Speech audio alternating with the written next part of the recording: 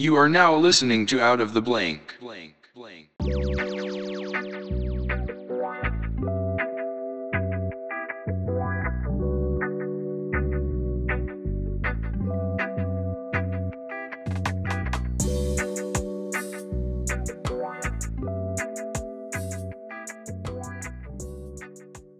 welcome to Out of the Blank podcast. I'm here with Remy Shaffer. What's up? So, Remy, tell me a little bit about yourself and what do you do professionally? So I have been in sales pretty much my entire life out of necessity. I had my first kid when I was 19, so I ended up jumping into the workforce almost directly out of high school.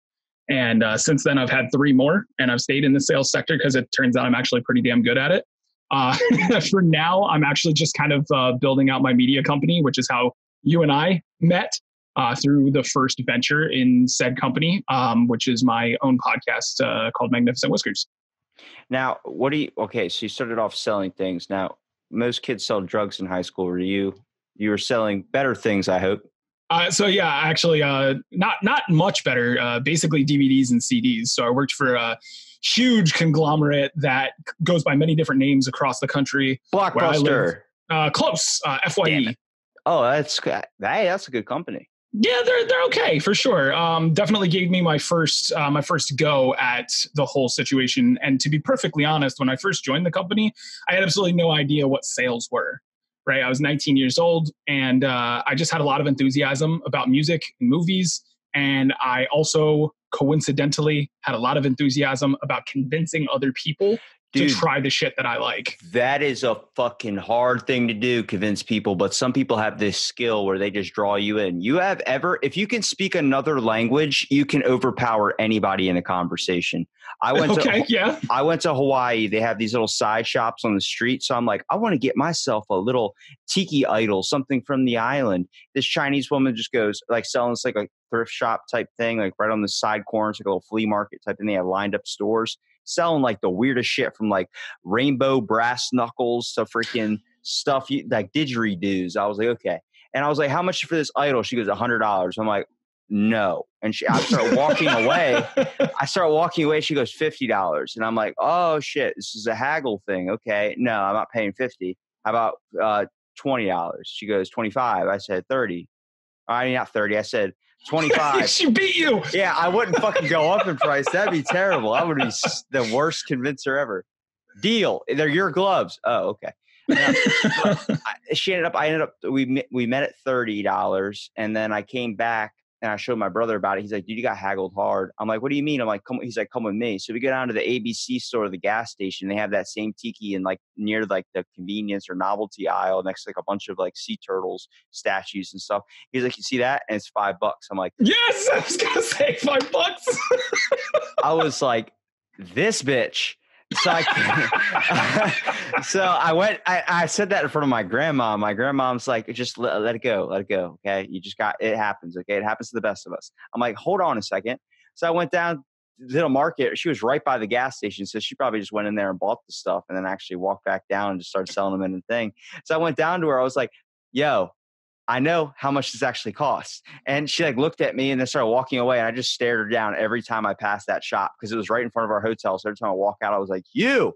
And I would deter people from her store. Basically, I'd walk by and see a bunch of people like, oh, $60 is a good deal. I'm like, don't do that shit. Go in the ABC store, buy it. Go in the ABC. Oh, you blew up her spot.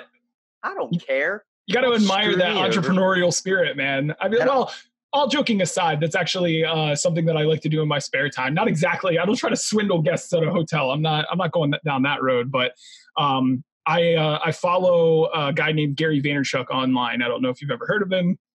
If you haven't, you're welcome. Literally, just search Gary V. And oh shit, I know Gary V. Oh, okay. So I just used his full name. My bad. So I follow that dude. And one of my favorite things that he talks about that he likes to do is he likes to flip. He'll go to garage. He'll get up at 5:00 in the morning on a Saturday, go out to the various areas in New York, go to the garage sales, pick stuff up for $1, and then sell that shit on Facebook Marketplace, eBay, wherever for like $50. It's ridiculous. I mean, I get making a quick buck, but like she made a good fucking profit off me, and I was on vacation. Yeah, she fucked you hard. Yeah, I was on vacation in Hawaii, dude. So I was like, it's not something like I was like, oh, I was not expecting to lose that much money. But also I experienced that in a whole different thing. Now that's a small town person doing that. It's trying to make money, okay? Trying to make a buck. Now I watched my cousin spend $300 on a pair of shoes at Foot Locker because they were a certain brand of shoes. Now that's possible. Like you get a Jordan, you get something like this. Like, this is the limited edition shoe. That's the same shit. That's the same concept, just on a bigger marketed industry. I bet I see the woman with more respect doing it that way because she's doing it for herself, providing for herself. That money went to like her kitchen table that night. Yeah, but my cousin spending the money on those shoes, I berated my cousin for that. I was like, dude, you just spent $300 on a pair of shoes. And then the whole time he was sitting there like, oh, this sucks. I hate this. And then next thing you know, he ended up bringing the shoes back and they only gave him 150 back. What? Okay, so that's where he fucked up, and I'm going to tell you why. If those shoes cost him $300 and he managed to get his hands on a pair, now I don't know if they were the Yeezys or what he was actually buying, but there's always a secondhand market, especially because of the sizes. So he fucked up because he took them back. He should have flipped them. He does that with Supreme, but apparently the shoe that he bought was one shoe that was like supposed to be a limited edition line. It didn't sell too well, so the price ended up not switching over in like the second market where you could sell it. But he didn't know that at the time, but luckily that just worked in his favor for returning the shoes back, because he ended actually up getting more than what he would have gotten if he would have sold it later on. But my cousin, he's the type that buys shoes and then stacks them all up in his closet just to look at them. He's a sneakerhead. Yeah. Actually, when I bounced out of FYE, I ended up in Hot Topic. I was there for like 3 years, but while I was there, I was headhunted by another store in that mall by the name of Finish Line. And shortly after I joined their team, more money, more hours, so on, I found out about these Concord 11s, these J's that were coming out. And this is where I got all of my sneaker education, was working for this company. So I'd never done anything like this before in my life. And I'm like, you know what? I'm going to give this a try. So I get up at like, what the fuck o'clock in the morning and drag my best friend at the time to the store with me. Turns out the store still doesn't open till 9 o'clock. So we're standing there at like 7 in the morning. They didn't do a special release for it. I don't know why. So I go in, I drop $180 on these shoes, take them home, throw them up on eBay. I owned those shoes for 3 hours. I went back to bed because it was way too early in the morning. My girlfriend wakes me up and she says, hey, you got a message on eBay. You need to go check this out. This dude messages me and he's like, listen, my brother was in line all night long for these sneakers. They didn't have his size when he got to the front of the line. He said, listen, I know. He said, I will put $500 in your PayPal account now if you will send me these sneakers, because this is his Christmas present. And I was like, as soon as it hits my account, I'm going to the UPS store. And he was like, you can use my business's account so you don't have to pay shipping. Like, I've got you. Just please, this will make his Christmas. And I was like, all right, let's do it. I owned those shoes for 3 hours and I made, $420? Dude, I'll tell you something. I think my math is bad there. I think it's like 320. This is what just happened with or not just happened, but a couple of years ago, the guy bought the new iPhone and he was first in line, waited like 3 days for it or something. And he thought he could go in and buy a bunch of iPhones and then sell them like out to people on the street. Yeah. And they said no, because it's one per person. So he was so pissed. He spent $1,500 for a woman to take her spot up in the front of the line and lost all that money. And she was like, yeah, you didn't read the fine print. They're only handing out one per person. She knew it. And she let him do that. I was like, good on him. Good for her. Trying to pay your way. That's like when you go to Disney World and you find out there's an express pass to get in front of everybody. I'm like, no, I waited in line for this. This guy's got money so he gets to cut ahead. That's horse shit. I hear you. Yeah. I got to say though, I admire that woman's ingenuity. She wasn't even there for that fucking phone. She was just there to make a buck on the line. That's what I'm telling you. The thing is, though, you got to be when you're selling something to somebody, you got to look at everything. You got to see what they're interested in. You got to try and read the person while you're looking at them to figure out what they want, Yep. Robin Williams, I think, was like, someone compared him to being able to sell a popsicle to a woman, or a ketchup popsicle to a woman in white gloves. Yeah. Like being able to have that ability to do something like where that person that's not fit for them, but the person that's selling the object has so much skill towards it that you're able to craft it out in that way. That is fucking hard, man, because so many times nowadays, they're just shoving advertisements in your face and you don't buy anything. You don't even watch a movie unless you've seen stuff about it or reviews about it. Now everyone's like, I got to have background information on this. I'm like, nah. When I go to Chipotle, when I go to Wawa, when I go to wherever and I'm making a sub or something, I tell them, make it how you think I would like it. And they're like, what? Really? Like, I'm like, I put my faith in you, sir. And he goes, are you sure? I'm like, dude, you don't know me. I don't know you. Just make it how you think it would taste if it was good. Make it something you would enjoy. And I sit down. If it sucks, I sit there and take my lashes. But at the same time, I've learned to try new stuff, man. I learned that you can put on different spices. You can try different chicken and beef. You can do, just weird combinations I never even thought to try. Well, and you're learning a little something about that person too, which creates a really nice experience. And then plus, you don't want to feel like an asshole just pointing at them, telling them what you want. Well, yeah. I feel like a dick when I do that, dude. I walk up, I'm like, I want that, I want that, I want this, I want that. I'm like, I go to Subway, I'm like, yo, you make subs, make me something good, bro. Yeah, I hear you. I do my best, having been in retail for as long as I was and in sales, I do my best to be as polite to people who are in those situations as humanly possible, especially if they're having a bad day, because I've been there. But at the same time, this ends up putting me on a huge soapbox. Like, I don't know. I think that there would be a lot less guilt involved in that transaction, in that scenario, if those people were fairly compensated for their time while they were there. Because part of the reason I think that you feel guilty, feel free to call me out on this if I'm wrong, you know that person's miserable more than likely with what they're doing. They're just there because they got bills to pay, whatever. Like I said, I can relate, and I'm pretty sure everybody can relate to that dude that's just working the 9 to 5 that just hates their average day job, and they're just like, I want to go do something with my life, but I'm still stuck here making sandwiches. It's like, I know you're there, bro, and I know you have millions of people telling you, especially when you work with the public, is one of the hardest things to do because you have to please them, and there's so much for them just to bring up or complain about, even if you do everything right. If the food's not cooked properly, it's because we have that option to complain, that we have that ability, we have that right. I don't like that because I see the people that work in these places and you wonder why they don't give a shit. You wonder why McDonald's ice cream machine's always broken. You can never get a McFlurry. It's because nobody wants to do that because it's just a hefty process to try and get what people want. So that, and when you ask, like Royal Farms, I don't know if you know too much about this, but it's known as world's famous like chicken, like best fried chicken. Okay, guess what? I went there in West Ocean City like 3 years ago to get chicken. They're like, we're out of chicken. I'm like, it's 1 p.m. What do you mean we're out of chicken? And they said, I don't feel like throwing any back on. And I'm like, are you not selling chicken the rest of the night? It's 1 p.m. I can give you your French fries for your chicken tender meal. Well, I'm only paying for the fucking French fries then.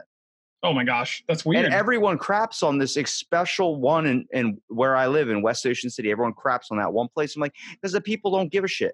Nobody cares anymore. Why are people going to be incentivized to care when they're working in a bad environment? I completely agree. Nobody does that. I swear, dude, I even get it at my work. I'll be walking in. I'm like, man, I used to care about this place, but this place gone shit. Everyone's out for themselves. Nobody cares about each other anymore. I'm like, what's going on? We need to do something as people. We need to come together. I've met, I apparently I just started realizing that my podcast, everyone thinks I'm interviewing only interesting people. I'm like, this thing is open as hell. Like I literally leave my front door open if some dude just wants to walk off the street. Yeah. Like nobody realized how interesting they actually are until their one-on-one conversation. Like I think my life is completely boring, but then I start talking to someone and I'm like, well, I'll obviously do this. And then some dude's like, what? You hunt Bigfoot in your free time? I'm like, damn right. I go to Yellowstone naked and shit. Like I do all that. Like, being able to talk like that, it's just a way of relaxing and connecting with people. But the way we connect now isn't connecting. It's like everyone's trying to get something for themselves and not worry about the other man. Yeah, I agree to an extent. And that's why I make the efforts that I make to have conversations. That's why I was so enthusiastic about coming on the show with you, is like this conversation format. When I started my podcast, it was literally just because I wanted to start a podcast. I knew that people were going to find some value in what Colby and I were talking about, because when we are typically having our one-on-one conversations about whatever the fuck we're talking about, people have a tendency to, I notice people start eavesdropping. And I don't know if it's because it's the sound of our voice or what we're talking about, or the fact that we are extremely loud because holy shit. But whatever it is, there seems to be some level of interest and value in what we're talking about. The reason we started that show is the office chair that I'm sitting in right now. I needed to go and I needed to buy the thing. My old one gave up and I really needed to get a new one. So I go on to Walmart's website and I'm looking around. I'm looking around for the best deal because I don't want to spend a whole lot of money, but I still want to be able to sit in it. The job that I was doing at the time. Comfortable, but affordable. Exactly. The job that I was doing at the time was actually a remote position. So I was working from home. So I was going to be spending at least 40 hours a week in this chair. I needed to make sure that it was comfortable. So I'm looking around and I get to a point, I find the chair that I want, call up my local Walmarts. Nobody's got the black one. There's one store that has the black chair. So I call them to confirm. You have this black chair. It's this number. Yes. Okay, great. How many do you have? Well, it looks like we have 3 or 4. Perfect. I'm coming right now. It's going to take me a half an hour to get there. Do not sell that chair. Did you spend even more in gas just trying to go the extra mile to get there? I didn't. No. Just that's not the way this story is going. So we get to the store. I asked them to bring me the black chair. They lied to get me in the store. They didn't have the black chair. So I was like, I want a manager now, please. So they pull the guy out and I'm like, look, dude, I just need a chair. Y'all told me you have this. Hold on. You had, I want the manager now, please. 100%. That is exactly holy shit. Because I realized I was being a dick, and I needed to roll it back. You realize you're in a position where, like, if you are going to be an asshole, they're just not going to help you in any way. I had this moment when I was at a mechanic, and I was like, "Can you guys just get this done as fast?" And I stopped myself. I was like, you can make me sit here all fucking day. I was like, guys, I'm sorry. I'm overwhelmed. Have a wonderful day. Please get to it as soon as possible. And I appreciate it. And then that was done in like 30 minutes. I was like, thank God. Exactly. And it's that apology and the fact that you humbled yourself that made all the difference in the whole world, in my opinion. So they get their manager. The manager comes back and I lay it out for him. I'm like, I called. You guys told me you had this. You don't have it. The black chair was also $40 cheaper than the brown one. I don't know why, but it was. And I actually wanted the black one. So I was like, I don't need this. I just need the chair. Match the price for me, and I'll buy it right now. Black power movement, I guess. I don't know, man. I thought people more would want to wear black. Or at least have black. It looks better, honestly, in a lot of rooms. I don't know. I agree. And I didn't want the brown one, but you see how I'm sitting on the brown one. So he gives me the price match. I go up to customer service and we're standing there with this thing, like resting it on the ground, just waiting to get to the front of the line to get our price match. Recently, I had read a piece, I want to say Time magazine, but I could be mistaken, where they were discussing quantum theory and quantum mechanics. And the idea was, the thought exercise that I was reading was that, nope, I know for a fact that this was online because of the thought exercise. I digress. Anyway, the thought exercise was, if we are to believe in string theory and that there's a version of the universe for every possibility, then there has to exist a version of the universe where string theory doesn't exist. I actually podcasted about this too, the B theory of time and all that, with alternate like past, future, and present all existing at once, but alternate universes. And then also there's another theory where like the future doesn't exist, but there's a past that exists. So there's like an alternate universe right now where the War of 1812 is still going on. And like that's actually, you want to hear my theory on this one? Absolutely. Okay. So you got to stay with me on this. All right. If we talk about like dreams, so I started doing study into dream because I'm an insomniac and my buddy sleeps with his eyes open. So I was like, let's try and figure out what's going on here in our brains. Does he like stock in Visine? I don't. Honestly, yeah. Should. He literally tells me, he wakes up, he's like, dude, I have to blink so hard every time I wake up because like my eyes are so dry. I was like, why are you sleeping with your eyes open? He's like, I don't know. It just happens. Honestly, I didn't know until I was like at his house and he was like sleeping. And I was like, Chris. And he's like, what's up? I'm like, were you sleeping on me? He goes, yeah, man. He goes, you don't know I sleep with my eyes open? I'm like, that has never came up in a conversation with us at all. At all. It's like in the first 10 minutes. Like, hey, anything interesting about you, man? My name is Chris. I sleep with my eyes open. Right. I like ketchup popsicles. Like, these are things that you should share. You would address that with. I'm like, dude, next time if you're ever dating somebody and they're sleeping beside you, just warn them. Just warn them. It's like, let her know. As a friend, but I'm saying like, if you're dating her for like a month and you decide like she's going to spend the night or something, just tell her, just warn her so she's not going to stab you or something. And he's like, that's probably good advice. But like we talked about the hypnic jerk. which is like when you're falling asleep and you get that, and it like wakes you up because you feel like you fell. And that's apparently in your third cycle of REM sleep, your heart rate drops to an all-time low where your brain tries to wake yourself up because it thinks you're dying. So it's literally like getting chest paddles to the chest. Like when someone wakes you up doing CPR, it does you like that. It volts your brain to restart. But with my REM sleep theory. So they talk about alternate universes and all these things, which like I said, I'm open-minded as possible. It doesn't mean I believe into it, but this is just a theory I thought of I thought was pretty cool. And imagine REM sleep. So when your eyes are closed, they're moving around constantly under your lenses. Okay. So they're constantly just fluttering around in there, trying to look for different ways. Imagine if your dreams are doorways. So the doorways are slips into alternate universes where your dreams are you into an alternate universe. And that hypnic jerk is you falling out of that alternate universe back into your body. So like a kind of like a mind trip type thing. So that REM sleep is your eye looking for a doorway. It's looking for a portal to go through into your dream. Because once you hit a dream, your rapid eye movement stops. Okay. So that was my little theory that I did, because I was like, if there's multiple universes out there, like right now there's a Robbie talking to a Remy right now, but Remy owns Out of the Blank podcast and all this type of thing. So it's a separate, but it's a slight detailed change. Yeah. I'm like, so is that what the alternate universe could be if our REM sleep could trip us there? And that just had me going on a tangent. And my one cousin that does like a lot of like salvia and all these other, he's experienced heavily into drugs, like knows all about philosophy and stuff and all about like real interpretations of the world and has all these different perceptional things from hallucinogens. He goes, that is a real actual possibility. That could be an actual good theory. I'm like, all right, shut up. Because I also think the guy that invented Raisin bran probably started cancer somewhere. So. Okay. All because some stupid web article on freaking WebMD was like, if you eat more than 2 boxes of Raisin bran in like a month, you can develop some type of cancer. That was linked to like a really low research number. But I'm like, some guy is going to click on this and he's going to go full on thinking that Raisin bran is 2 scoops of hell. He's going to go straight Alex Jones on that shit for sure. Exactly. Yeah. So we basically, we're just discussing the paradox that would create and our opinions on string theory and alternate universe theory. And keep in mind, I want to reiterate once again, we're standing in Pennsylvania, right?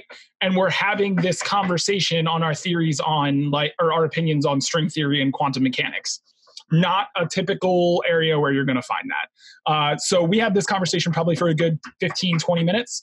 And then finally somebody leans in and was like, listen, I just have to say that I have no idea what you guys are talking about, but I could listen to you talk about it all night long. And you're like, okay, that solidifies it. Like, I can listen to Neil deGrasse Tyson just sit there and talk about space. I'll never understand it. I mean, I'll be sitting there watching Cosmos and they just got to show me pretty pictures all the time. And I'm just like, okay, I like it. I like the stars. Is that a star? I like it. And then like, deGrasse Tyson's like, but you're not looking at the quantum explosion of the realm when white matter comes in. You're like, Neil deGrasse Tyson, sir, I'm not on your level. You got to explain it a little slower or use larger words and more pictures. Thank you. More pictures.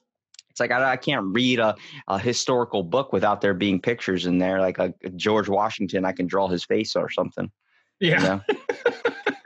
So that's but that's part of the reason that we decided to do that. The reason we got here was just talking about like conversation and interpersonal connectivity. And so Colby and I decided to have this conversation style format so we could just record ourselves having the conversations that we were having to begin with, and then kind of move forward from there and try to invite some guests in and just kind of record our pontification and see if anybody was interested in it. And it turns out, with the number of people that are on the internet and the number of people who are actively looking for new entertainment to attempt to consume, people really dig this shit. I mean, I don't have to tell you, you've been doing this for actually, I think even a little bit longer than what we have been, and with way more consistency. I applaud because it's one hell of a struggle when you have 2 people who podcasting is not their full-time job, trying to find time. Like, you're friends, so you're going to find time to hang out, but you don't realize how infrequently you hang out with your best friends sometimes.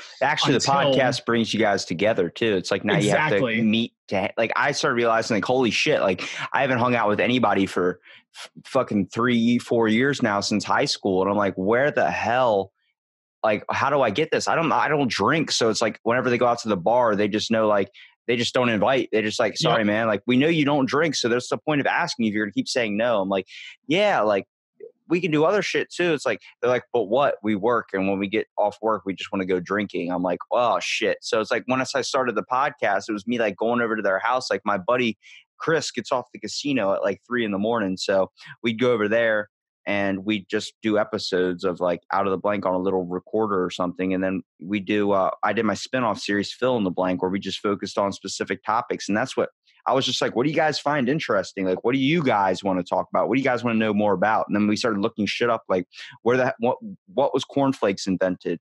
Why was bread banned at one point? Fucking Kellogg, dude. That guy is... He was something else. But they all have their own things. My buddy was like, I want to know about Pastafarianism. And I'm like, what the hell is Pastafarianism? He goes, you don't know about worshiping a giant spaghetti monster? I was like, dude, I'll be back tomorrow and I'll get all my research. All right. So next thing I know, I came back the next day at 3:00 in the morning, my podcast on Pastafarianism. We just sit there and shoot the shit. And I actually almost got arrested at my Maryland DMV, because I came in with a pasta strainer in my backpack, and I went when they were going to take my picture, I took it out and put it on my head, and she was like, take it off. I'm like, but I'm Pastafarian. And she's like, take it off. And security guy grabbed it out of my bag. Oh my gosh. It's like a really big deal. Like, how did you get that in here? I was like, I just walked in with it in my backpack. He's like, all right, give me this. And then as I was walking out, he's by the front door. I'm like, can I get my pasta strainer back? He's like, you want it back? I'm like, it's my mom's fucking strainer. So like, yeah, we're having pasta tonight. That needs to happen. You could have really made depending on how badly you wanted to commit to that, you could have made a big deal out of that. Oh, I really could, because there's people that actually made a big deal about it, and they actually got like $600,000 in what payments because it was against their religious right. Because you're only allowed to, it's a recognized religion. But I asked him, I was like, what are you interested in? He goes, dude, I'm really interested into parody religions. I was like, man, parody religions, what do you mean? Like offsets of Christianity or something? He goes, dude, Pastafarianism, Trans-Universal Church of the Blissful Ringing Bell. I'm like, what? Yeah. And so I started researching all these. I was like, so I know all about Jediism. I'm actually an ordained minister under the United Church of Bacon. You know, dope. I went to my Maryland courthouse and said, hey, like it took me, I think like it was an hour, and it took me like $30 or $45 or something to get my ordained minister's license. Mm-hmm. And now I can ordain you or I can marry you under the Church of Bacon. Yep. And excuse me for a second. With parody religions, dude, see, they all have a really good concept. This is when I started opening up my mind a lot more, because I found out, like, you know, when you're a kid and you graduate from school, you think you know what everything is. You think you know how people are. But I've podcasted with hundreds of people all over the globe, and it's done nothing but made me more intelligent, just learning from everybody's experience, everybody's thoughts in the world. There are theories. I'm never in 100% belief in anything anymore. Cryptozoology, anything. I'm not a true believer in anything. I think everything is open into interpretation. The world is when you close your mind, you limit yourself from so much shit. So I open my mind when it comes to religion. I like to think everybody's got a piece of the big picture. Christianity, everything has a piece of what's going on. We all talk about the same things when it comes to the afterlife. If you're a good person, you go to a good place. You're a bad person, you go to a bad place. But everyone hits on the same basis. I think we all got a picture of the same puzzle. So when I hear people talk about different religions, when I actually got my ordained minister's license, because two Jehovah's Witnesses were on my local boardwalk. It's like a local popular attraction down here. And they were yelling at people in the street, you're going to hell if you don't believe in the Lord. No, they were not. I said, excuse me, sir. And I took my headphones out and I was like, what'd you say? And he's like, you're going to hell if you don't believe in Jesus Christ. I was like, well, why do you think that? I'm actually like, I'm heavily into parody religions. He goes, oh, you're Satan himself. And I'm like, sir, Pastafarianism was created. It might be a dumb concept, but it has a good message. The good message is that they shouldn't be teaching just a strict religion in the education system. It should be open to all forms of religion. That's right. United Church of Bacon was just a safeguard for atheists. They said, instead of people that are hardcore Christians saying you're atheist, you don't believe in God, you're going to hell. Why don't you just use the name Church of Bacon as a safeguard? So someone asks your religion, you say Church of Bacon. They're not actual church. If there's a fucking religion on Judaism, which is from the dude from Big Lebowski, and people follow it, okay, then why is anything out of the realm of possibility? Why do we care so much what people believe in? Some people believe in a different thing. That's fine. It doesn't mean like your life's going to end. It's going to keep on going on. Yeah, I think that the place that religion holds in our world today in 2019 is extremely interesting. But the thing is that it's more vestigial than it is useful anymore. And I know that there's a lot of people who who take a lot of value away from their own personal religion and what it means to them. I think that the sentence that you just said kind of lends itself, in my opinion, to why you and I have finally crossed paths after podcasting for the period of time that we've done, especially in a similar space being the conversation format. And that was when you said that you feel like we're all looking for the same truth. We just kind of get there in a different way. The vernacular that I typically use is that I think we're all looking for the same truth. We're all looking for the same thing. We just see it through our own lens, and whatever lens makes us most comfortable. We don't want to be uneducated. We don't want to be uneducated. We love mystery, but we want to know what that is at the end. We want to spend all our time finding out what that mystery is. And then when we find out what the mystery is, we feel incomplete. That's why people follow these types of things. They don't want to think that the end is the end. They want to know that something else or bigger is out there.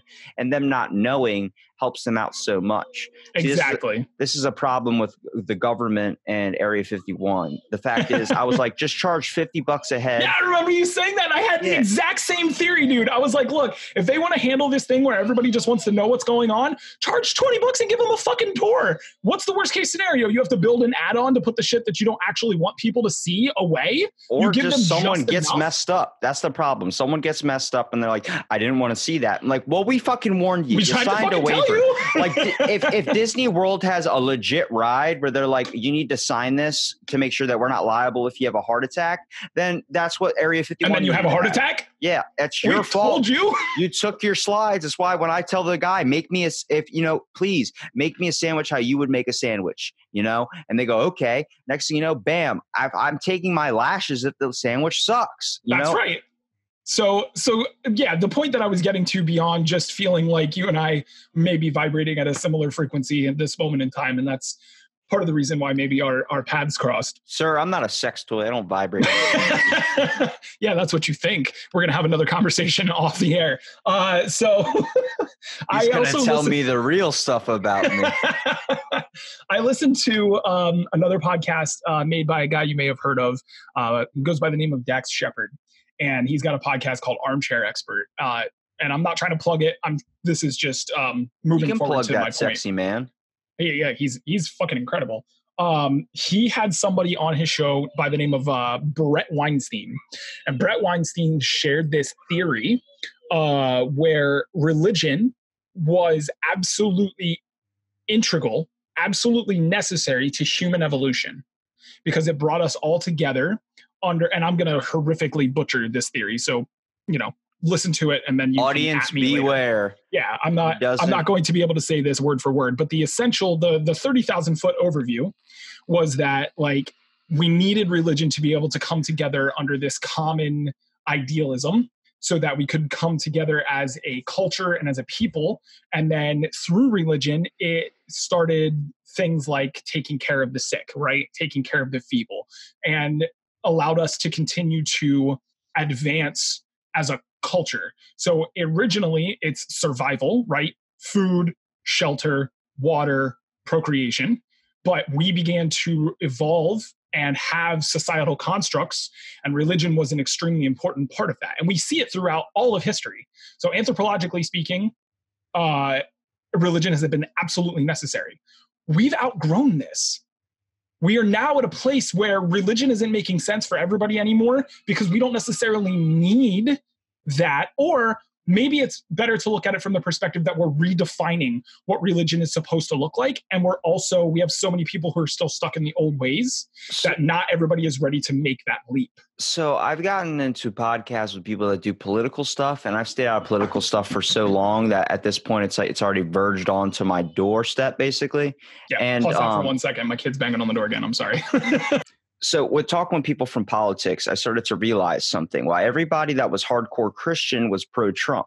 I was like, okay, now I get what it is, because now there's two things the government has never been able to test. Abraham Lincoln said it best: when a house divided cannot stand. So a bunch of people coming together and going against the government, okay, that was never something that's easy. It's easy to distract our attention with something such as something that's going on in another country, a war conflict or something that's going to take our mind off the picture that is happening at home that we might be coming kind of to grasp of, whether it's aliens, whether it's whatever. I don't know. I don't know, like I said. But with vaping becoming a huge thing, everyone, the government eye putting that on the giant market, you're seeing that all over the media. It seems like they're taking our attention away from something. Yes. So they're separating the people a little bit, which they've been known to do. So the people aren't really a good way of trying to take down the government. The government's not the problem. It's the people that run it.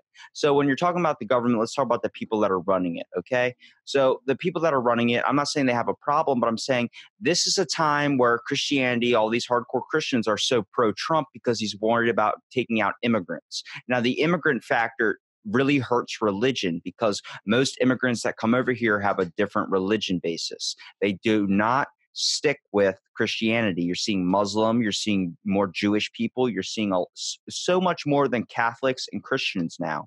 So now religion's at an all-time kind of weaker than it has been before in the past, where it was this strong foundation the government would never be able to touch.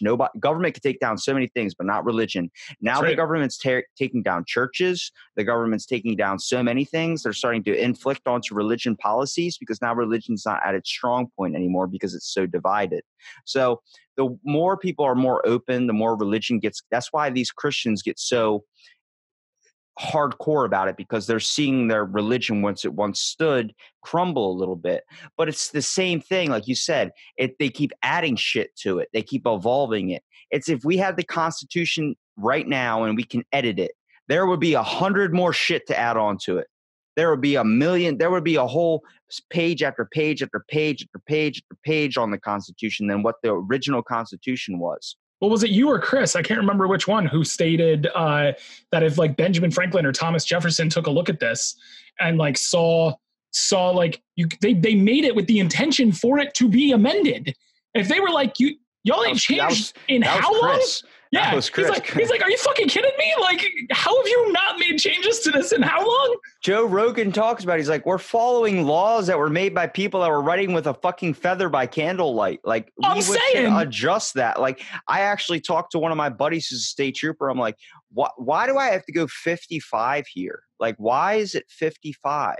And he goes, well, that's just the law. I'm like, but who made the law? And he's like, some dude. And I'm like, then why do we follow it when people are known to be kind of mess ups? And he goes, well, man, it's just, that's the rules. I'm like, but don't you think we should have a more adopted rules? Like, obviously 55 is slow as balls for this giant highway. It takes everybody really, really long to get somewhere. Is it just like, that's what it said it is, so that's what we have to do? It's the same thing. Like, why is there some stuff where it's like, you don't do this, you don't do that? You should just know not to do certain things. If you're going to be an asshole, you should know not to act like that in public. Well, you want me to really, like, let me get this, let me really lean this conversation a little bit further left, if I may. I can tell you that, in my opinion, a lot of the reason why we have arbitrary laws, a lot of the reason why we have police cars that are hiding from their fucking citizens instead of like super bright and apparent serve and protect. We've got a lot of gotcha areas, speed traps. They say stuff like that is to keep people safe. Your car has a 5-star safety rating, a 3.5-star safety rating. Like, you can make that decision for yourself how safe your car is going to be based on the speed that it's generally going to be traveling at. I think it's to make money. And I think a lot of it comes back to our for-profit prison system too. That's true. Like, you get so many speeding tickets, you go to jail. Well, it's true, too, on the concept of there's actually a time where cops actually give out more tickets. They're actually looking to pull you over for something. It's usually around July. It's usually like one of the busiest times, and there's a lot of tourists and stuff, especially in our town. They have a certain thing like, they have a quota they have to reach, an amount of tickets they have to do. It's the same thing at GameStop. They have to keep trying to sign you up or give you that pre-order. They have to keep throwing that option out there and sway you towards it and always shove it in your face because they need those to get hours there. Now, I don't know that the quota is ever going to be official, right? I don't think you're going to go to a police station and they're going to have a big whiteboard in the back room and they're going to say, Thompson still needs X number, but Shaffer has exceeded. Like, that's not going to be a situation, but it's an unspoken rule. And everybody knows my buddy part Chris, of their funding comes from that. My buddy Chris, he's like, yeah, my officer told me, he's like, you're not giving out enough tickets. You need to try and uptake your thing. Like, they just tell you off to the side. Like, they don't write it down or anything. They just, so nothing comes back onto them. Yep. And I was like, don't you think that's a little bit sketchy? He's like, dude, honestly, he goes, the way I get tickets is I just sit by Taco Bell at 2:00 in the morning when most people are drunk and driving. Like, that's the easiest thing to get people. If you're going to get anything, you pull them out of the car because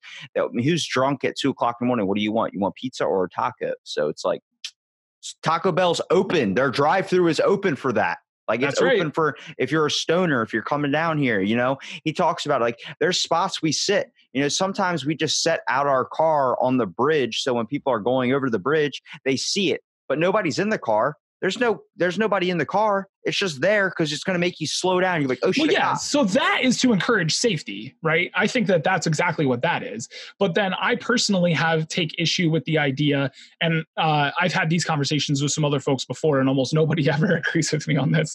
But like, I also don't like the idea that they're just like randomly running license plates. If the car, and there's arguments for it, but what it comes down to is statistics.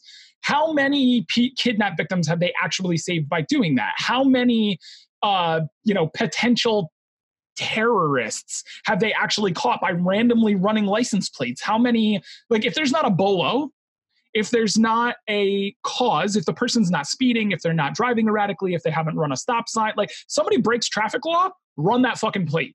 Well, but otherwise, if you're just behind them, and in the state of Pennsylvania, they recently changed registration so that you don't need a sticker on your license plate anymore. The number of license plates they started to run went up dramatically because the number of tickets that they were able to hand out because of expired registration went dramatically down. But like, if somebody's not, and this happened to me, I got pulled over some bullshit charge, or not charge, but bullshit, like reading that they got off of the one car that I was driving because they just happened to run my plates. I wasn't breaking the law. I wasn't speeding, but they were behind me. So they ran my plates. What? Like, well, see, this is a thing too, that when you're in a position of power, it does tend to go to your head. Stanford prison experiment shows it best. That's what that study was on. Now people give a lot of shit because I don't know if you ever seen the Stanford prison experiment on Netflix.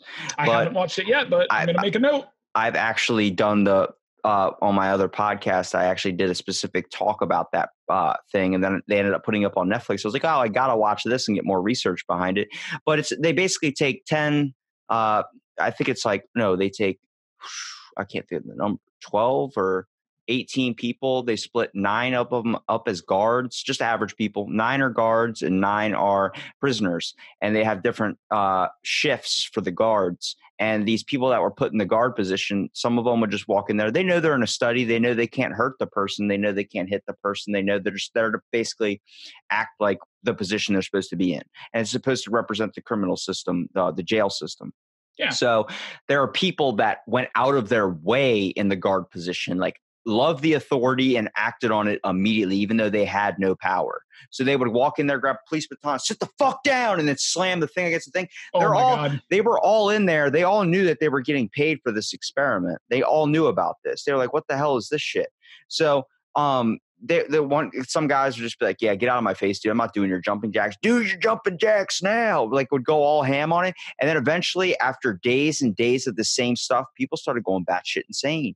They had a hole. They took one dude's clothes off, threw him in the hole, and he was sitting in a closet.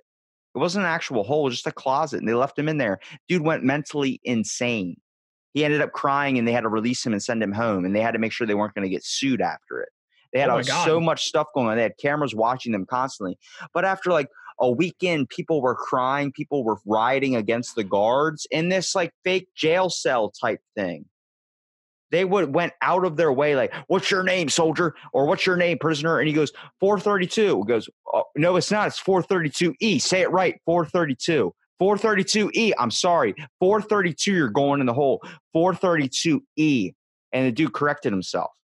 Like, there was starting to be scare, and it just elevates from there. And towards the end, they're throwing up their mattresses against the jail cell, keeping the guards out.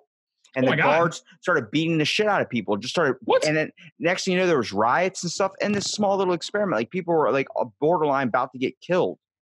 That's Now, crazy. that experiment happens. Now, I tell people, this is what happens when you're in a position of authority. Some people take that to the wrong aspect. That's why I say being a cop is so difficult, because you never know who's truly able to handle it.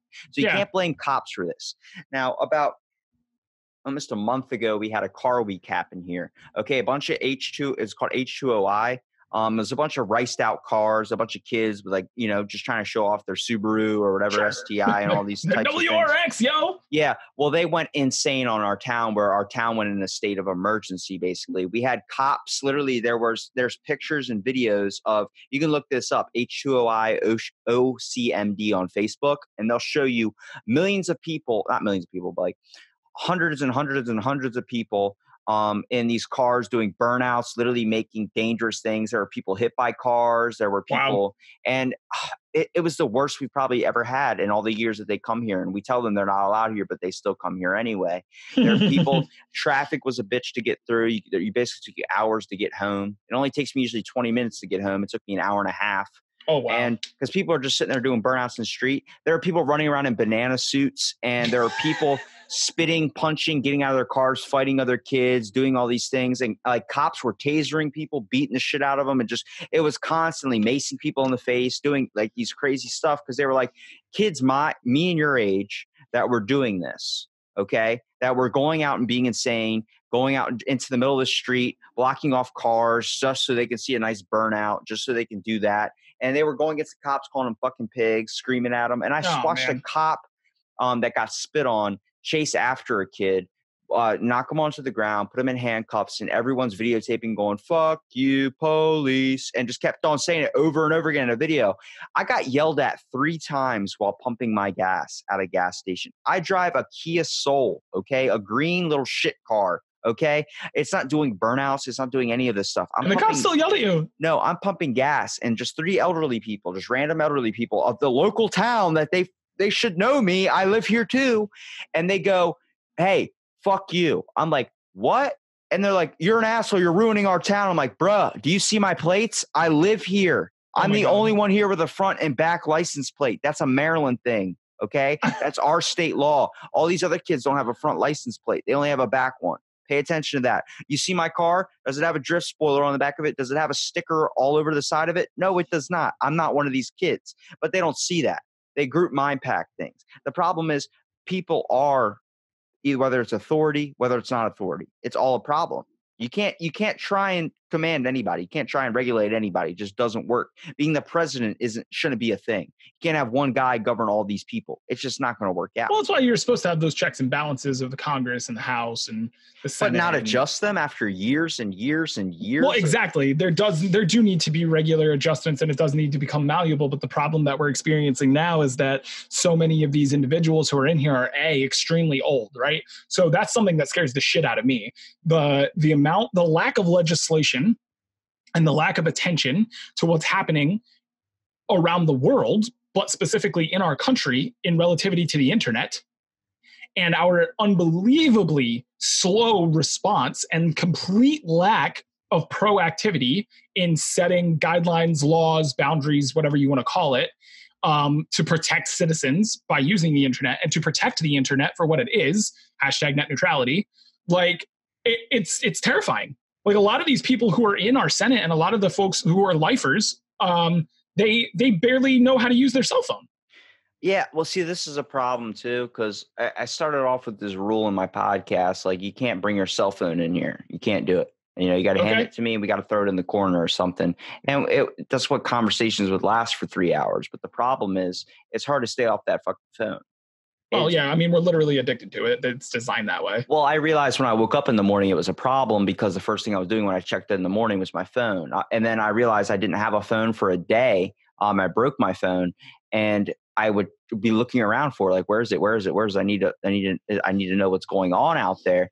And It's like, oh shit, like having my whole day without my phone, I've learned to stay off of it for hours and hours and hours now. Like, people text me, you never text, and you never text back anymore. I'm like, sorry.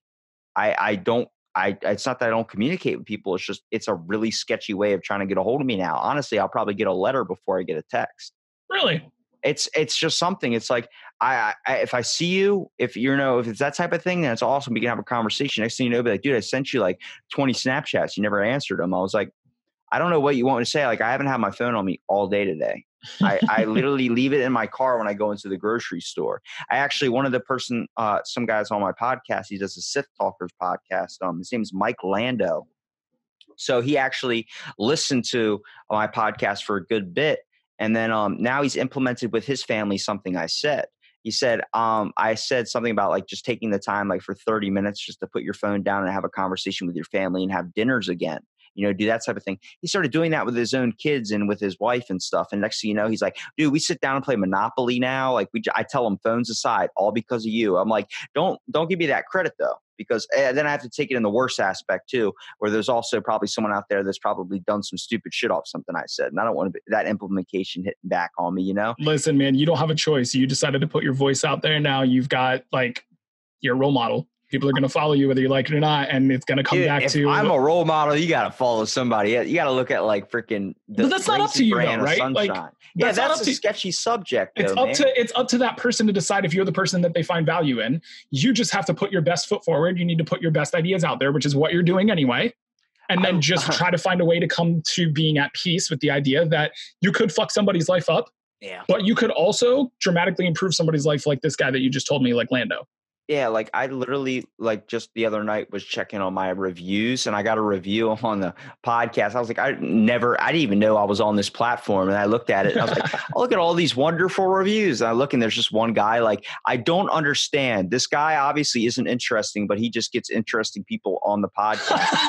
And I was like, damn, he's not wrong. And Shots then like, fired. I'm like looking at it and researching. He goes, yeah, he just seems like the topics go anywhere. I can't really pay attention. It's not really anything like specific, like I'm interested in. I'm like, well, it's conversation, but okay. So I'm still reading it. And he's like, only interesting people. I'm like, dude, I podcast with everyone. But see, the problem is, and I just got off a podcast, like I think it was like 2 hours ago with a dude from the UK. And he was like, I didn't know if I was going to be able to be on here because you seem like you have some really interesting people on here. I'm like, dude, do you understand? You can look up the job position that you have right now into the internet, and it's going to give you a really specified version of what it is. It's not going to be, right. For me, if I said I'm a houseman at a hotel, you know what it's going to say I am? I'm I'm a complex cleaning institutional supervisor. I'm like, fuck no, I ain't. I guarantee you I'm not that. Like, it's something really, really long. Like, it's like the name for apple or something. If it was like the scientific form of it, it's called Apulus robombolus. I'm like, oh shit. Like, it's like, that it's like adding something fancy to it. So like when I title the episode, it's usually your name and then the job description that you have there. You start off saying, but it's usually the topic's never about that. It just lets you know a little bit about the person. So like for you in marketing, I'd look up exactly what you do is the market thing. And then I'd look it up and it'd be like sales specialist in a marketed industry. And it'd be something like long and drastic. It's like, holy shit. But it makes you think that your job is like this fucking awesome thing to other people. And then people think like, oh, I'll never be a guest on there. I'm like, no, it's just like searching your name right now. If you're a janitor, it's going to tell you you're a custodial supervisor of something. And it makes you sound so much better and makes you want to not jump off your roof. Sure. Yeah. And whatever it takes to make you appreciate what you're doing a little bit more. But I think that there's a couple, finding passion in what you're doing is so difficult. And I end up having, this conversation, especially being, I guess technically I'm a millennial for whatever that matters. You're under 38, right? Yeah. You're a millennial. So, okay. So like, I know that, trying to find passion in what you're doing has been a topic since the 70s when they released a book called like Find Your Cocaine, your parachute or some shit. Like, yeah, it's, so the idea used to be find your passion, chase your passion. But now we're in a zone where people are trying to refocus that and say, find a way to be passionate in what you're doing. Like everybody talks about, well, if you don't like your job, get a better one. Well, that's great. But like in theory, if we all went to college and got better jobs, somebody's still going to need to do what we would consider the shitty jobs. That doesn't even work anymore, bro. I got No, my. I know. Listen, it's a whole other. Yeah, I completely got my agree. associate's degree, and they're like, "You need a fucking bachelor's now, son." I was like, Oh, "Just yeah. to get a job." Like, And this yep. guy right here doesn't have either. I'm a high school graduate. And there are so many jobs that I've found on Indeed, Glassdoor, wherever I'm looking that are like, oh, you must have a bachelor's degree. We don't give a shit what the bachelor's degree is in. You just need you to have one. And I'm like, that line. Every time they move the line, I have to get my associates, then I'll get your bachelor's. Then now it's, if I get my bachelor's, it'll be a master's. And by the time I get my master's, you'd have a PhD. I'm like, you know what? You can suck my STD. Okay. And I'm not saying there aren't things that require those things, right? If you're a fucking chemist, you should probably have at least a bachelor's of science. But if you're gonna crack my skull open and you're gonna dig around in there, I'd like you to have a PhD. Yeah, probably in neurosurgery. Well, hang on. Ben Carter is a famous neurosurgeon that actually ran for president. He believes in the flat Earth. So yes, but just because he believes in the flat Earth and he is ridiculous in that fashion doesn't mean he's a bad neurosurgeon. Yeah, but you take maybe because he's such a talented neurosurgeon and so knowledgeable in that area, that's why his mental capacity to understand that the world is actually round is limited. I guess that's true, but you got to look at, like, I think people have street smarts and book smarts, and I think you got to hire people on whose enthusiasm for the job is more fit.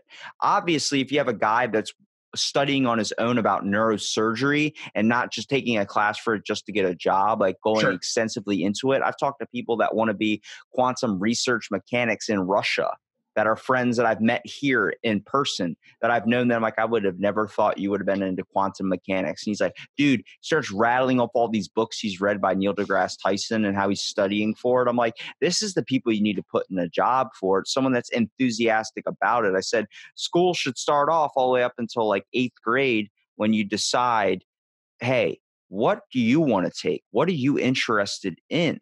I'm interested in woodshop.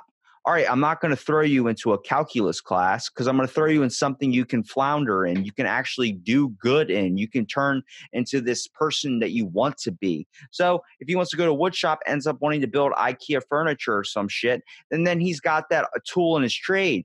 They never teach you how to survive. They just teach you what works in society or what's worked for so long. I'm like, no, adopt it, please. What they teach you is how to be an effective factory worker.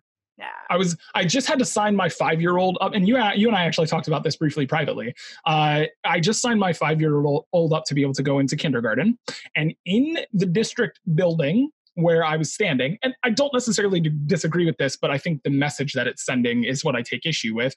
It gives you different ideas of why attendance is so important, and tells you that if your child misses 10% of their classes, it can cause them to fall behind.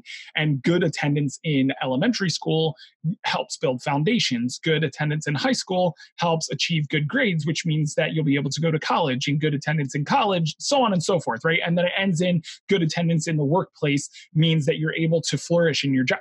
That's not fucking true, first of all. It definitely sets a baseline, right? Like, if you show up to work every single day, and that's advice that I've seen because I don't just follow Gary Vee. There's a number of individuals who I follow, having been in the sales space for as long as I have, and the motivation space for as long as I have. There's a lot of individuals who put themselves there. So what you'll end up hearing a lot of is just show up. Just keep showing up when other people don't, and you'll eventually get to the place that you want to get to. So I don't necessarily disagree with that. But the mentality that drives people to print a fucking poster that says this, we're trying to continue to breed factory workers. And it's like that's, I think that's part of the reason why we're in the middle of this weird crisis where elementary and high school is like, you need to be ready to go into the factory. But then the entire time, while they're also training us with this aged idealism, they're also cramming down our throat that you need to go to college in order to be successful, which also isn't fucking true anymore. You can't tell me that the only way that you could be successful in this life, and you're never going to be able to convince me that the only way that you can become a millionaire or whatever, however you determine success is by going hundreds of thousands of dollars into debt first.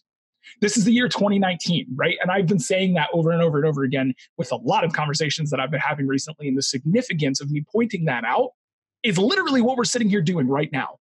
The only thing, the only commodity that matters right now, if you're starting a business, whatever it is attention. And you can capture people's attention at such an alarming scale for fucking free right now. Do you think they're teaching a single class about that right now?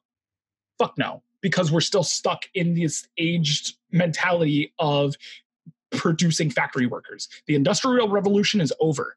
We are moving into automation. We are going to be like, somewhere this is about to break. And I'm fucking terrified because I'm a father of 4 and one of them is 1 year old. And the speed with which we're moving into a fully automated society, and I know I keep like hopping topics here a little bit, but we're moving into this area. Like right now, do you know that the fastest growing industry in America is over-the-road truck drivers? Yeah. Do you know, can you also recognize that it's going to grow itself directly into obsolescence? Probably, because honestly, it's a really ineffective way. Now that we're having auto drive stuff and we're having all these. Exactly. It's actually a big problem. I actually work out with a truck driver guy that shows up usually like late at night sometimes when I'm there. And he's like, yeah, whenever I get time off the road, I come in here and work out. He's a really nice older man. And he's like, dude, he goes, my job's getting taken out from under me. I've been doing this 15 something years. He goes, it's hard because you're away from your family for so long, which is why most people stop. But like, if you're alone, you don't have a family and you're doing that to survive, people are threatened that their job's going to be taken away from them because now we're seeing auto drive cars, UPS, Amazon. Now they have an auto drive system where they just need to have a person in the vehicle as well, just to be able to make sure it stays on track. Like that's pretty soon they're not even going to need that. Dude, my electric company just called me the other day because they're going to be using drones to inspect the power lines. And don't get me wrong, I love this. I think this is a good thing. But and why is that? Well, automation exists to take toil away from us as a species, as a culture. So why the fuck would I want to pay you $80,000 a year and give you time off, and give you a 401k, which used to be a pension, and give you health insurance, and only be able to run you 10 hours a day? When if I spent 3 times that on an automated truck that I could run 24/7, and maybe I have to pay $10,000 a year in maintenance, okay, it's still going to pay for itself inside 5 years. Feel free to check the math on that. I'm probably wrong, but it's still gonna pay for itself. We're not here to be correct. Yeah, right. This is an opinion. This isn't, but this is an opinion that I will fucking die on this hill, and I will literally fight anybody about this. These trucks, we're gonna see this within the next 10 years. I bet it's gonna be less than that. But it's a good fucking thing. I live, once again, in a rural area, right? I've actually vacationed where you live. That's where I live in Pennsylvania. I'm pretty close to that. And one of the big things that I hear around here is, well, I'm not going to use that fucking self-checkout in the grocery store. They're going to have to pay me for that. Well, no, they're not. Oh, well, it took jobs away from people. Okay, what good was that job to begin with? And I'm not trying to get into the existential idealism of like self-worth, and because the fact that as a society, we're also attributing our self-worth to our employment is a completely different cancerous idea in and of itself. But that minimum wage fucking job wasn't helping anybody. And in theory, yes, by saving that money, those savings would be able to be passed on to the consumer. We know that's not what's going to happen. But my point is, I think automation is a spectacular thing. I just think that, again, with the age of our lawmakers, we're not catching up to it enough to be able to put us into a good position. You're talking to a guy that's not pro-machine at all, only on the concept, like, I like technology, how it's able to connect me and you. But like technology, we take it a little bit too far when it comes to implementing into our lives. The problem is people are very hard to connect with nowadays and just start up a conversation with. It seems like everybody thinks somebody's out to get them. Somebody's trying to piggyback on something they have, because we lost the true human aspect of That's not a new idea. That's not a new idea. When the guy used to come to your house and knock on your door and want to show you whatever the fuck he was going to sell, you expected him to try to be getting you. Yeah, exactly. But I'm not saying it's a new idea. Just people don't understand this anymore. This isn't something, society has taken technology in the really wrong aspect of things when it comes to belittling people through social media. You should not have to work a 9 to 5 to survive. The fact is, if you hate your job, you should take that leap. And honestly, I should probably do it too. Just go without a job, knowing that you can still search for something better. Because if you live your life in a fucking miserable way, you're going to be miserable for the rest of your life. Wait, let me stop you right there, because you've got a really good idea, but I think that your theory behind it is somewhat flawed. So you still got to eat, right? Nobody's going to help you with that. Well, you want to have a backup plan. That's the point. You want to have a backup plan. But how you work what, 40 hours a week? Yeah. Okay, cool. So I know that these aren't your actual hours, but just to make it as ubiquitous for anybody who's listening as possible, let me just hit you with this idea. You work 9 to 5. Okay, cool. What are you doing from 5 to 9? Probably podcasting or going to the gym, usually afterwards. Yeah, sure. And the gym is valuable. We definitely want to make sure that we're taking care of ourselves and that we're being healthy. And if podcasting is where you see your life heading, that makes a whole lot of sense. But all of these, you have from the time that you get off work until the time that you go to bed, and maybe part of the process of eating shit for you or whomever this speaks to, maybe only sleeping 5-6 hours a night, which is not sustainable, but something that you can do 2 hours a night. Holy fuck. Not even 2. I've had 2 hours of sleep for 3 days now. So holy Christ. But that's, and you know that that's not sustainable. Eventually you're going to have to sleep a little bit more. Well, it's insomnia. It sucks, but exactly. So you have a little bit of an advantage. I am productive as shit. When I don't sleep, I'm up at 1 o'clock in the morning, getting a podcast done with some dude from Australia. Right. But my point is, like, let's stop watching Game of Thrones. Let's stop giving a fuck about the fact that the Saints beat the Cowboys, RIP. But let's focus on, like, let's get you out of your 9 to 5. Oh yeah. What steps can you be taking during those hours? And with the internet, with us being in 2019, it doesn't matter what your thing is. Somebody's going to listen. See, this is why when I got my associate's degree, I was taking 6 classes, getting it done as fast as possible. I took 5 classes in summer. It was the max. I took 6 during winter. I did it in like a year. I did it quick. You did an associate's degree in a year? What? It was a year and a half. I got an associate's in general education. Okay. But I got everything. I got all like 50 something credits in a matter of like not even. That's fucking awesome. And that was because I was taking that expensive workload. They literally told me, they were like, well, this is more than anybody takes. You're not going to be able to handle it. I'm like, fucking give it to me. Let's go. I'm not underestimate me. That'll be fun. Well, yeah, it was like, no, it was like, I want this done. They're like, why? I'm like, I took a year off when I graduated. All I did was work. I realized you can't do that and survive in at least the jobs I was trying to do. So I want to do something that's going to if school's just apparently what people say to do, like everyone gets asked, what are you doing? I'm in school. It's just an answer. So I'm like, okay. So I did this, and then I started with podcasting, just figuring out what I wanted to do, get my degree in something, be a social worker, help people out, just talk to people. But then I started realizing like all my free times get spent into podcasting when I don't sleep, especially.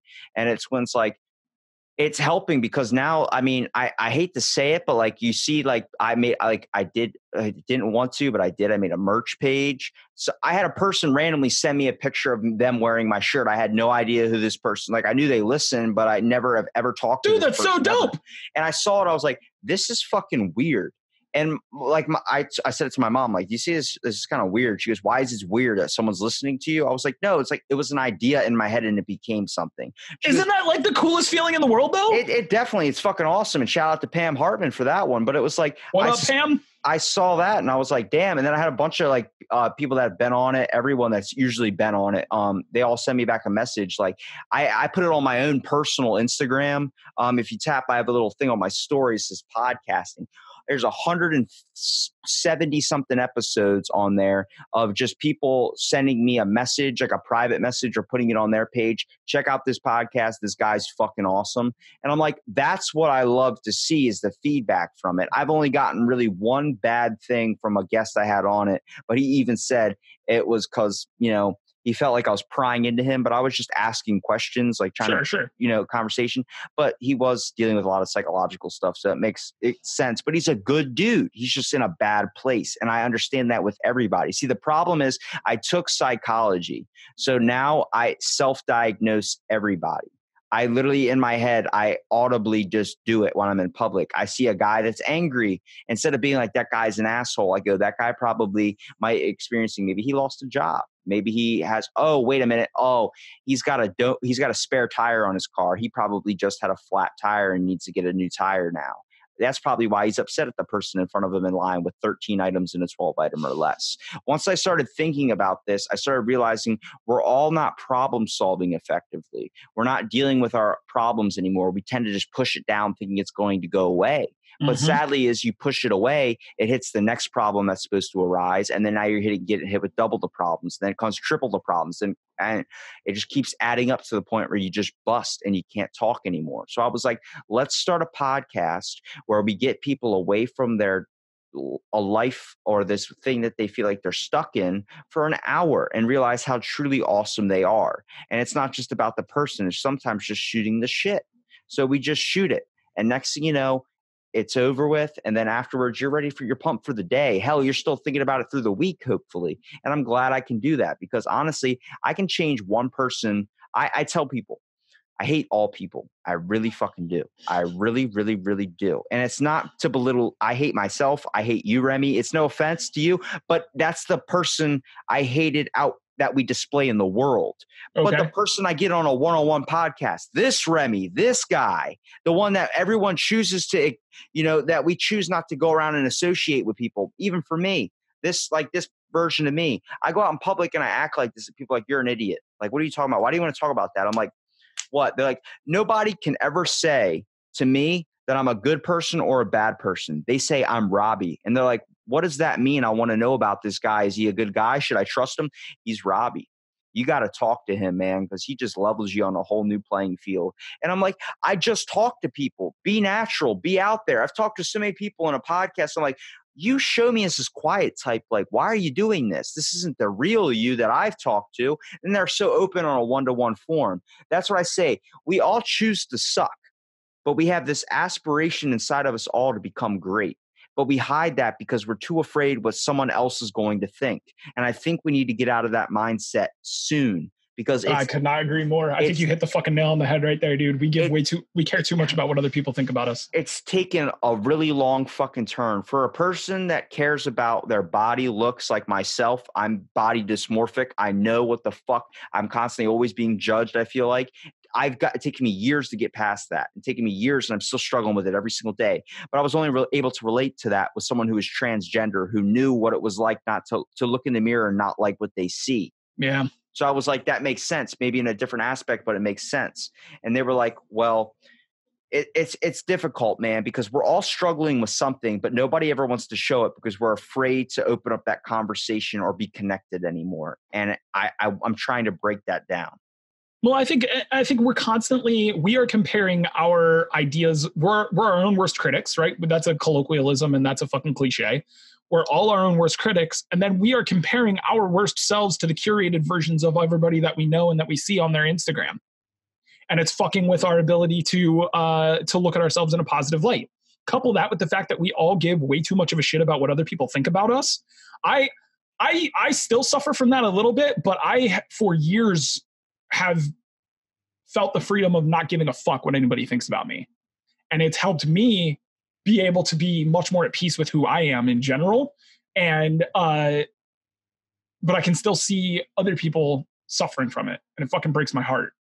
It does. I hate that we put so much emphasis. And I think that that's what stops a lot of people. So to kind of dial things back to what led us here, I think that's why a lot of people don't chase the things that they want to do. They think that they're stuck.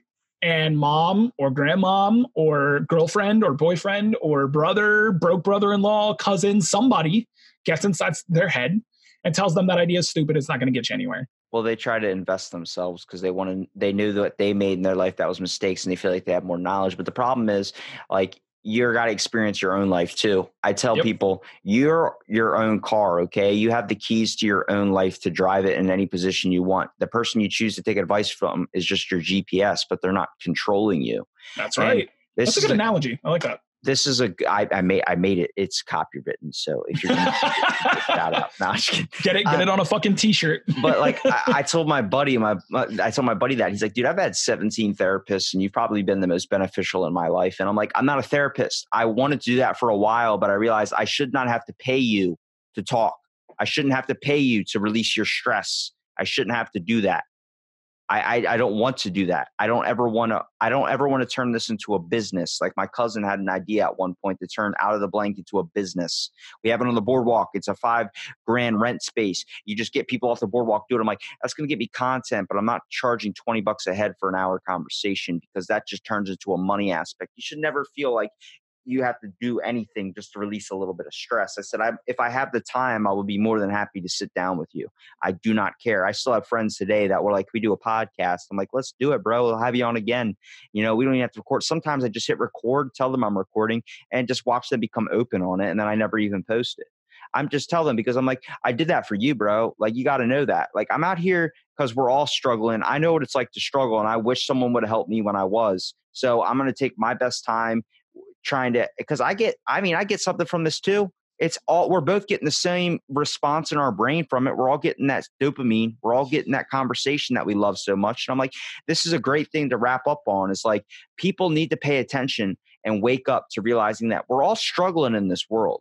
This life is kind of set in a way for us to fail, but we choose to let it be the option that lets us keep us down. You have the option to go do whatever the fuck you want, besides breaking the law, obviously. But if you want to do something that you're interested in, you have the time and ability to do it, but it's not going to happen if you're just looking at your life being drained all day at work and going home. I've experienced it, and I'm sure you probably have too, coming home from a job. You might have had plans that night, but you're like, I ain't doing shit. And you just go down and sleep because you're so drained. We're becoming more drained and drained and drained. And now we're also becoming more comfortable to the point where we don't ever want to go even hang out with friends anymore. We don't want to go do anything unless it's an obligation where we're forced to kind of go to something. The only reason I feel like people ever leave the house anymore is because it's like, my car's on empty. I need to make sure I get gas so I have gas for work tomorrow. That's the only reason I leave the house. Shit, I don't ever need to go out and do anything. I don't need to go to the beach. I don't need to go out, sit out in the sun. I don't need to go do shit. I don't care. I don't need to. I have something else I could be doing. My mom's like, why don't we go see a movie? I'm like, but I could be doing a podcast and getting my life set in a way to where I might be sustainable in the future. And she's like, I get it, but don't you ever want a relaxation time? I'm like, I do have my relaxation times, but plan that shit out. I plan my shit out. I make sure I have podcasts lined up. I make sure I'm there. I make sure I'm having it going because I care. I give a shit. I'm at work and I'm thinking about this. I'm at work, I'm out on autopilot. And I'm like, that's when your job's not something you want to be doing, when you end up going into autopilot on it. I agree. And you know what? Back on a little bit of what you were saying before about people thinking, yep, I had a point to that. Nope, here's what I wanted to say. Somebody out there needs to hear your story. And not just Rob's and not just Remy's. Somebody out there needs to hear your story. Who the fuck are you to deprive them of that? Exactly. Tell your fucking story. I don't care if you're passionate about avocados. I don't care. I'll tell you how much they suck. Start a fucking avocado podcast. I am not kidding. It's 2019 and people are paying attention.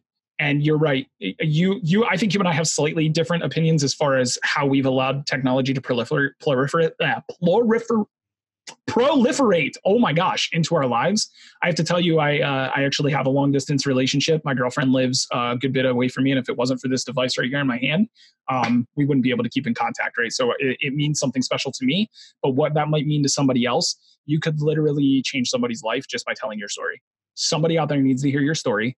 Fucking tell it. Remy said it best, people. That's a good thing to end on. If you have a story, dude, don't be afraid to get it out there, whether it's on my platform, whether it's on his platform, whether it's on whatever, Come talk to me for sure. Just get it out there. But Remy, I want you to be able to promote your stuff right here, just so at the end here, people can find your awesome content, man.